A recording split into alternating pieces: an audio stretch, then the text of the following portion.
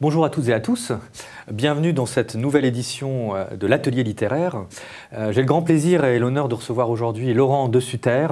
Laurent De Sutter, bonjour.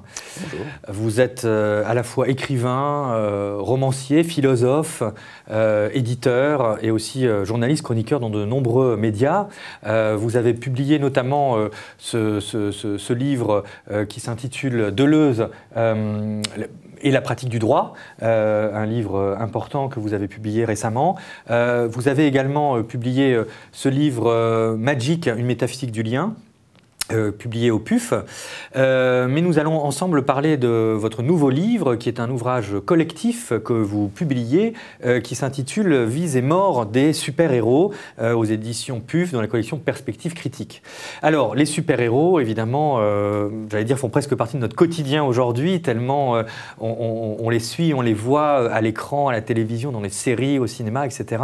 Alors, évidemment, l'intérêt, et c'est aussi l'importance de votre... de la perspective critique de votre collection qui met en lumière des points de vue nouveaux, inédits, très créatifs, très inventifs, à la fois en philosophie, en sociologie, dans les cultural studies également, ou dans la pop philosophie. Alors comment avez-vous abordé cette question de la vie et de la mort? Oui, les super-héros meurent-ils? Peuvent-ils mourir? Oui, ouais. Effectivement, c'est là toute la question, c'est là tout le suspense et tout l'enjeu de ce livre, qui est un livre qui représente une première pour moi, parce que c'est le premier livre de ma collection qui est un ouvrage collectif. Oui, tout à fait. J'avais pour principe de ne pas publier des ouvrages collectifs, ni même d'ouvrages à quatre mains, parce que je considère qu'un livre, c'est véritablement une question d'écriture et donc une question d'auteur. Moi, ce qui m'intéresse dans un livre, c'est sentir que quelqu'un a fait l'effort de s'inventer, si j'ose dire, une idée ou une image d'auteur. Et là, dans Vie et mort des super-héros, finalement, qui a commencé comme une espèce de blague sur Facebook avec toute une série d'amis. Je ne sais même plus qui a lancé cette idée de tiens, pourquoi pas faire un livre sur les super-héros, on prendrait tous un personnage, un super-héros, et on tenterait d'en tirer jusqu'au bout les implications qu'au départ je voulais politiques, mais qui se sont vite transformées en implications esthétiques, implications presque métaphysiques dans certains cas, etc.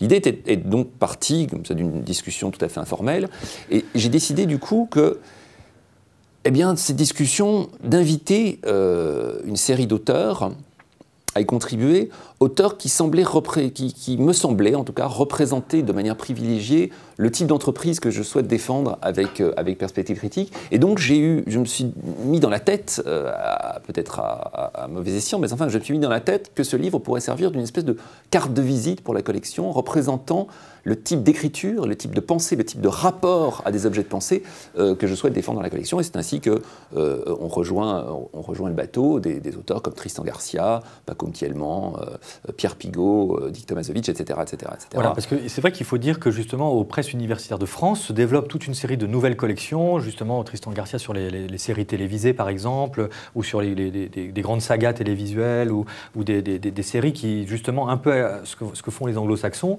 c'est-à-dire prendre vraiment au sérieux, analyser vraiment, comme vous l'avez dit, avec des perspectives philosophiques, esthétiques, sociologiques, méthodologiques, finalement nos héros d'aujourd'hui, nos grands quotidiens. Mais alors qui sont dans le quotidien, mais qui sont-ils ces super-héros dans votre collectif? Alors il y en a certains qui sont très très célèbres, hein. Il y a Spider-Man évidemment, il y a Iron Man, il y a Hulk, il y a Superman, il y a Batman. Il y en a d'autres qui sont un peu moins évidents, comme je sais pas, Doctor Strange par exemple. Il y en a même dont on peut se poser la question de savoir s'ils sont des super-héros véritables, comme Capitaine K.O. Qui est un personnage de la série South Park qui décide de devenir un espèce de super-héros, ce qui a donné l'occasion à Paco Mtielman d'un texte très très drôle et d'un texte aussi très puissant sur cette question que vous posiez tout à l'heure, qui est celle de la mort des super-héros. Oui. Parce qu'une des idées qui était derrière, c'est qu'effectivement nous sommes gavés par les super-héros, véritablement. Ils sont partout. Au cinéma, les franchises Marvel et DC nous sont matraquées à la figure avec une régularité qui finit par causer l'écœurement. Et donc la question qui s'est posée pour nous est celle de, ok, nous ne sommes pas fans de super-héros. D'accord. Aucun d'entre nous, à part Aurélien Le Mans. Nous ne sommes pas non plus des ennemis des super-héros. Ce qui nous intéresse, c'est qu'est-ce qu'ils nous font. Et qu'est-ce qu'ils nous font, non pas à nous personnellement, ou aux êtres humains en général, mais qu'est-ce qu'ils nous font en tant qu'ils nous aident à penser quelque chose du monde dans lequel nous vivons. Et donc chaque personnage, de fait, incarne quelque part un point du contemporain qu'il déplace. Prenons un exemple. Prenons l'exemple d'Iron Man, par exemple. Ouais. C'est celui dont je peux parler le plus facilement, puisque c'est le texte que j'ai écrit moi-même dans le volume. Donc incarné par Robert Downey Jr. dans toute cette série. Maintenant, exactement. Chaque année, voilà, un nouvel opus. Qui sont, par contre, du point de vue du cinéma, d'ailleurs, les premiers en tout cas étaient des films assez pour lesquels j'ai beaucoup d'estime. J'ai beaucoup d'estime pour le cinéma de Jon Favreau. Enfin, ça c'est une affaire de goût.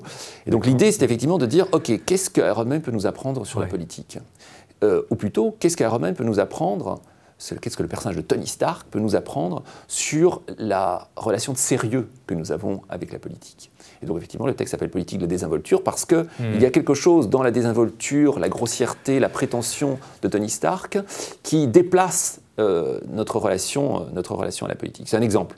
Voilà. L'idée est donc celle-là, est de dire, ok, il y a ces objets issus de la pop culture que sont les super-héros, mais ces objets ne sont pas juste des objets de vénération pour les fans, ni des objets de contemplation plus ou moins distraite ou plus ou moins amusée pour le spectateur lambda. Ce sont véritablement des objets qui font la différence, des objets de pensée, et à l'intérieur desquels se cristallise l'ensemble des dimensions du contemporain.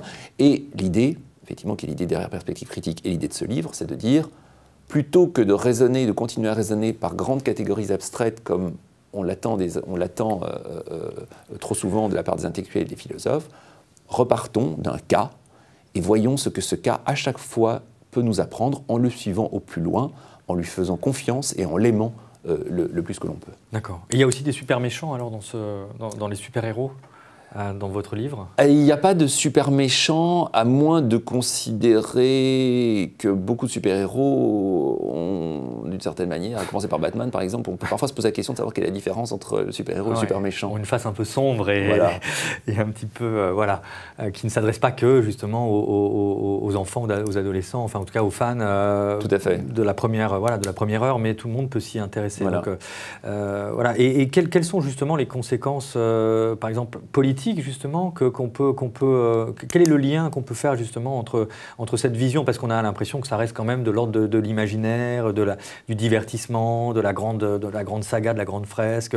Walt Disney quand même maintenant possède un peu tout ça aussi, donc le tire un peu vers quelque chose de plus lisse presque, malgré que Iron Man a ce côté un peu désinvolte. Enfin, Tony Stark en tout cas est un personnage quand même un petit peu je m'en foutiste, un petit peu blagueur, un petit peu pas le super-héros qui se réveille le matin prêt à affronter les méchants. Donc il y a le côté sombre effectivement de ces personnages. Mais est-ce que le fait que Disney pèse quand même un peu sur les films, est-ce qu'on n'a pas aussi une tendance quand même et comme un peu aujourd'hui dans la société du spectacle, à une sorte de nivellement, de façonnage un peu lisse, le côté sombre? Oui, tout à fait. Il y a tout cela est tout à fait en jeu dans les figures de super-héros. Mais disons que ce n'est pas tellement cela qui nous a intéressés. D'accord. Tous les textes, vous verrez, sont des textes qui sont très écrits. Ce sont des textes que je considère être des textes d'écrivains, même si ce sont des textes d'écrivains qui pensent. Il s'agit d'essais, il ne s'agit pas de fiction, il ne s'agit pas de... Et donc, du coup, ce sont des textes qui racontent. D'accord. Et qui, en racontant, tentent de faire percevoir ce que l'on n'aurait pas pu percevoir si l'on avait démontré. Donc ce ne sont pas des textes abstraits, ce sont des textes qui arrivent à des leçons qui sont des leçons abstraites, mais qui le font depuis la chair des histoires, la chair des comic books, la chair des films. Et ça, c'est quelque chose qui était très important, c'est-à-dire de précisément pas faire un bouquin abstrait. Là, j'en parle de manière abstraite, mais il s'agit véritablement de rencontrer des personnages, de traverser des actions suivant au fond une manière de penser, une manière d'écrire, qui est là aussi très chère à ma collection, qui serait une espèce de mixte un peu improbable entre... soyons très prétentieux, disons, l'idéal improbable serait effectivement un croisement entre Gilles Deleuze et Écril Marcus, quoi. Vous voyez ce que je veux dire ? Oui. Donc avec une plume, c'est ça aussi la caractéristique de ce livre et de votre collection, Perspective critique au PUF, c'est-à-dire avoir des gens qui ont une certaine plume, qui ont aussi une certaine approche sensible, tout en étant dans un renouvellement justement de la théorie de l'espace de catégories d'interprétation que vous venez d'expliquer effectivement. Voilà, exactement. Pour les lecteurs.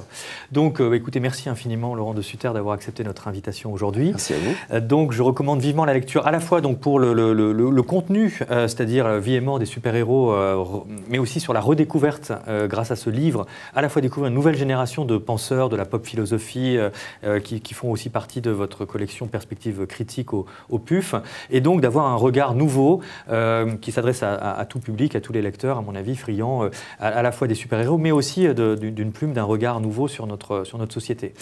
Merci beaucoup à vous. Rendez-vous pour une prochaine édition de l'Atelier littéraire.